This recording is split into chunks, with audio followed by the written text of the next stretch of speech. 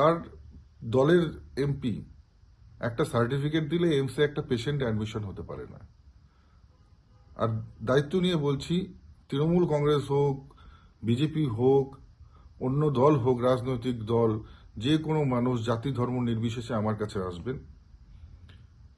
যদি চিকিৎসার প্রয়োজন হয় নিশ্চিতভাবে তার চিকিৎসা আমি করাই, এবং এইমসে নিশ্চিতভাবে এতটুকু দায়িত্ব নিয়ে বলতে পারি যে ওনাদের রানিং এমপির সার্টিফিকেটে যতটুকু কাজ না হবে, আমি একবার যদি তাকে কাউকে সার্টিফিকেট দিয়ে এইমসে পাঠাই তার থেকে অনেক বেশি কাজ হবে।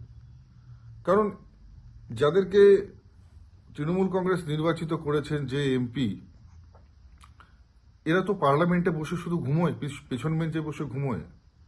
হঠাৎ আপনারা যদি কখনো পার্লামেন্ট দর্শনে আসেন, এসে দেখবেন যে তিনি হয় ঘুমোচ্ছেন বা কোথাও বসে ক্যাফেটেরিয়ায় বসে আড্ডা মারছেন। এই হচ্ছে ওনাদের কাজ। তারা আবার বড় বড় কথা বলছেন।